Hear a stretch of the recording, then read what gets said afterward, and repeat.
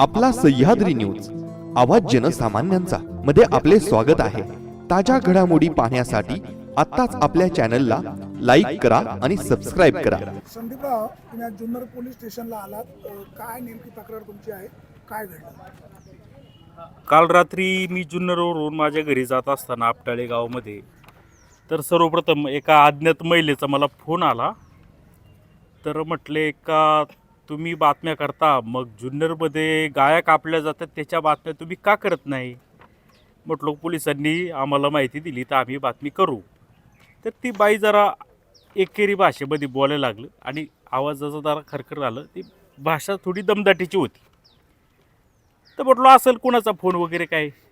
नंतर मी घरी जात असताना गोगरेवाडी गावापाशी आले असता मला अक्षय बोराडे याच्या मोबाईल नंबरवर मला फोन आला। तर फोनवर आल्या आल्या, काय रे लय माज आलाय का, आणि तू पत्रकार आहे ना, कर रेकॉर्डिंग। म्हटलं थांब जरा, म्हणलो मी रेकॉर्डिंग करतो, तू म्हणतोय तर रेकॉर्डिंग तुम्ही म्हणताय तर कर। तर त्याचं म्हणणं आहे का तुम्ही माझं बायकोची बातमी लावली, माझ्या पोराचा व्हिडिओ लावला। आता मला काही समजेनाच बाबा, आता पोराचा व्हिडिओ मी तर काय ताजा काय मला माहीत बी नाही त्याची काय झालं, बातमी तर काही केली नाही। म्हटलं कोणती बातमी, तो काय व्यवस्थित काय सांगत नव्हता। नंतर ते सांगायला लागला का, म्हटलं 3 वर्षापूर्वीची का? हा म्हणलं मग आता काय झालं त्याचं? नाही मग तुम्ही माहिती घेतली का वगैरे घेतली का? म्हटलो त्या विषयामध्ये असं होतं की त्याची जी पत्नी आहे रुपालींनी केला होता त्या अक्षय बोराडेच्या विरोधात गुन्हा दाखल, कौटुंबिक हिंसाचार, फसवणूक वगैरे बरीच कलमं होती। शिवाय त्याच्याविरुद्ध खंडणीचा गुन्हा दाखल झाला होता। एका व्यापाऱ्याकडे त्यांनी खंडणी मागितली होती। त्याच्यानंतर याचं लग्न झालं असताना सुद्धा एका बलात्काराचा गुन्हा यांनी केला होता। त्याचे बी विविध गुन्हे इथं दाखल झाले होते। तर पत्रकार आहे म्हणून पोलिसांनी आम्हाला सांगितलं का बातमी करा, प्रेस नोट दिली। आता पोलीस काय प्रेस नोट देणार, ते आपण बातमी करायची असते। तर आम्ही त्या पद्धतीने बातमी केली। त्याची जी पत्नी आहे रुपाली, ती जी तळेरान गावी राहते, म्हणजे आता राहते का नाही मला माहीत नाही, तिचं माहेर आहे। तिने आमच्याशी पत्रकारांशी कॉन्टॅक्ट केला व माझ्यावर काय काय अन्याय झाला आहे, माझी आपबीती मला सांगायची, तुम्ही या।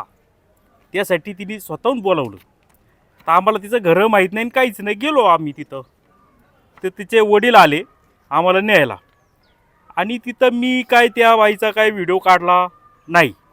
मी आपला बाहेर होतो, 2-3 पत्रकार होते, त्यांनी व्हिडिओ वगैरे काढले, ते प्रसारित झाले, सगळं हे झालं। मग आता 3 वर्षापूर्वी जे घटना घडलेली आहे त्याचा मनामध्ये यांनी राग धरला आणि मला म्हणतो का तू माझं आयुष्य उद्ध्वस्त केलं वगैरे काय। तर माझे काही चूक नाही, पोलिसांनी जी बातमी दिली ती केलेली आहे, आणि आम्हाला कशाला तुमच्या घरगुती विषयामध्ये पाडायचं आहे ना। तुम्ही स्वतःहून बोलावता का अशी अक्षयच्या विरोधात, अक्षय कसा शिवभक्त असून जो पुरीला नेतो, काय काय करतो, सगळे त्या मुलीने व्हिडिओ आम्हाला दाखवले होते। त्याच्यात आमची चूक काय? आणि ती तिच्या जबाबदारीने केले ना। कुणी पत्रकार कोणाच्या घरात जाईल आणि बातमी केली असं घरगुती होत नाही, ती पत्रकार परिषद होती। पण ठीक आहे। तर त्याचं म्हणणं काय का जुन्नरमध्ये गाया कापल्या जातात, चल माझ्यासोबत आत्ताच्या आता। अरे म्हटलो काय तू पोलीस स्टेशनला जा, तक्रार कर, मी येतो। नाही जुन्नरमध्ये काय का? म्हटलो कोण कापते, नाव सांग, नाव बी सांगा ना।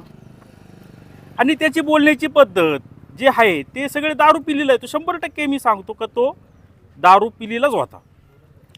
आता तो विनाकारण घेणं न देण्याचे काही पण आरोप करायचा, किडनी विकल्या। तर मी कधी काही म्हटलोच नाही त्यांनी किडनी विकल्या, आणि विकले का काय मला काय माहिती ना, मी बोललोच नाही। विकल्या जर नसतील तर याला घाबरायची काय कारण आहे?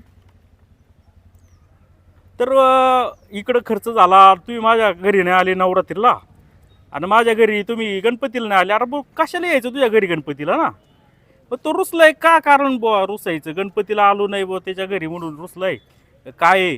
वेगवेगळे विषय त्यांनी असे काढले आणि अश्लील अशा शिवीगाळ करायला सुरुवात केली। म्हटलो आता ठीक आहे ना, तू देतोय शिव्यात आणि तोच म्हणतोय माझा आवाज रेकॉर्ड करा आणि बातमी बनव तू। बरं ठीक आहे। मग त्याचे जे झाला प्रकार, त्यांनी सांगितलं का 2 दिवसात मी तुला दाखवून देतो, आणि पोलिसांच्या नादी लागून बातमी करतो का? अरे म्हणजे काय, म्हणजे बातम्या करायच्या का नाही करायच्या बुवा? आणि तू कधी आम्हाला सांगितलं का ही बातमी करा किंवा काय? तू तर आजपर्यंत पोलिसांना शिव्या देतोय, पत्रकाराला शिवाय देतो. ठीक आहे, तुझी काही बातमी जर दिली तर आम्ही केलीच असती ना, नाही करायचं कारण काय आम्हाला तरी. परंतु जाणीवपूर्वक जुना वगैरे त्याच्यावर जे गुन्हे दाखल झाले होते त्याचा राग मनामध्ये धरून आणि तो आता त्याची बायको आलेली आहे, चांगली गोष्ट आहे ना. तुम्ही एकत्र झाले आम्हाला आनंदच आहे. तू जर सांगितलं असतं तुम्ही दोघांनी का बुवा तो आता आमचं मिटले, आमच्यात नव्हतं जमत तेव्हा आम्ही केले एकमेकावर आरोप, ती बातमी बंद करा, ती केली असती ना. आम्हाला काय करायचं आहे बाबा तुमच्यामध्ये हे करून, आणि तुम्हीच दिली ना का आम्ही बळ आलो होतो तुमच्याकडे. तर तसं न करता दमदाटीची भाषा, उग्रीट भाषा वगैरे, आणि ते त्याची जी आहे खायचे दात दाखवायचे दात, हे खायचे दात त्यांनी दाखवले आणि तो सगळा व्हिडिओ त्यांनी सांगितलं म्हणून मी दाखवला, जसाच्या तसा दाखवला. आता मी इथं आलो, सरांना भेटलो का सर हा एक गुन्हेगारी, याच्यावर विविध गुन्हे आहेत, हाफ मर्डरचे गुन्हे आहेत, आर्मेटचे गुन्हे आहेत. यांनी तिकडे आळेपाट्याला एकाला अपहरण करून गाडीमध्ये मारलं होतं, चालत्या गाडीतून फेकून दिलं होतं. म्हणजे हा काही दिसतोय तसा नाही, हा दिसतोय हाडकुळा, परंतु हा एक क्रिमिनल आहे मोठा. हा बरोबर याचे तुम्ही जर नीट पाहिलं, मला काही गरज नाही, पण आता वेळ आली आणि मी काही त्याच्या पाठीमागे लागलो नाही. मला काय करायचं आहे, तू तुझं काम करतोय, चांगलं काम करतोय, आमचं काय म्हणणं आहे. पण विनाकारण स्टंटबाजी करायचं, याला त्याला धाकात ठेवायचं, काही ना काही चमकायसाठी एखाद्याला बदनामी करायची, याचे उद्योगच आहेत ना. त्या काही महिन्यापूर्वी ते एक दुकानदार होता, त्याच्यावर हा चाकू येऊन मारायला आला होता. वार केला काय झालं, त्याच्यावर गुन्हा दाखल झाला. म्हणजे हा येरवडा जेलला सतत पडीक असतोय, याच्या विविध कारवाया चालू आहेत, तरी पण याला काही कायद्याचा धाक नाही आहे. हा उद्या काही करेल ना. आम्ही पत्रकारिता करताना इकडे तिकडे फिरतोय, हा येईल आमच्या अंगावर गाडी घालील, चाकू मारील. करायचं काय ना, आणि चुकीचं काय केले, आणि काय तुझ्या विरोधात बातम्या केल्यात दाखवून दे. 3 वर्ष झाले, काय तुझ्या विरोधात बातम्या केल्या दाखवून दे ना, एकतरी बातमी तुझ्या विरोधात केली. कारण काय करायचं आम्हाला, तुझ्या भरपूर बातम्या आहेत.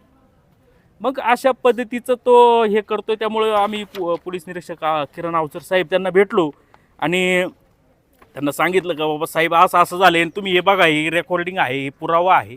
साहेबांनी दखल घेतलेली आहे आणि गुन्हा त्याच्यावर दाखल केलेला आहे. एक अननोन महिला आहे, आता कोण बाई आहे ती काय मला माहीत नाही, बोचरे का काहीतरी ट्रूकॉलरला दिसतंय, विजय बोचरे का काय, पण ती बाई बोलत होती आणि हा अक्षय बोराडे बोलत होता. या दोघांना गुन्हे दाखल झाले आहेत.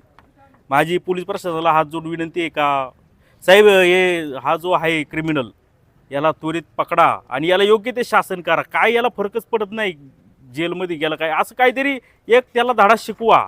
कारण की मला असं वाटतंय का बाहेर जाऊ का नाही आता, कारण की मगाशी असं कळलं का त्याचे काहीतरी साथीदार इकडे टेळणी करत होते, काय चाललंय. जर उद्या काही झालं तर याला जबाबदार कोण आहे. SP साहेबांनी याची दखल घ्यावी, याचं जरा हे बघा सगळं काय चाललंय. फक्त शिवभक्ताचा आव आणायचा, सतत शिवाजी महाराजांचं नाव घ्यायचं, लोकांना हे करायचं, भावनिक करायचं. ठीक आहे, तर त्या निमित्तानं मी ही दाखल करायला आलो होतो आणि पोलिसांनी माझी तक्रार नोंदवून घेतली. त्यावर मी पोलिसांचा आभार व्यक्त करतो. कुठला गुन्हा दाखल झाला? आता याच्यामध्ये याच्याविरुद्ध जो भारतीय न्याय संहितेचं कलम 351चं एक आहे आणि भारतीय न्याय संहितेचं कलम 351(4) हे 2 कलम ही दाखल आहेत. अक्षय बोराडे आणि एक अज्ञात महिला आहे, या दोघांच्या विरोधात दाखल आहेत. पोलीस म्हटले आम्ही योग्य ती कायदेशीर कारवाई आता करत आहोत. अक्षय बोराडे यांच्यापासून तुमच्या जीविताला धोका आहे अशी भीती वाटते? हा मग तेच आहे ना. आता मग काय, आता हे आलोय कशा झाला ना, धोका आहे म्हणून तर आपण पोलीस स्टेशनकडे आलोय. साहेब याला एक जनावर आहे, वेडं झालेलं आहे, पिसळलेलं. याला तुम्ही कुठंतरी ह्या काय सार्वजनिक ठिकाणी हा फिरण्याच्या लायकीचं नाही. याला पिंजऱ्यामध्येच ठेवलं पाहिजे, नाही तर कुणाला चावल.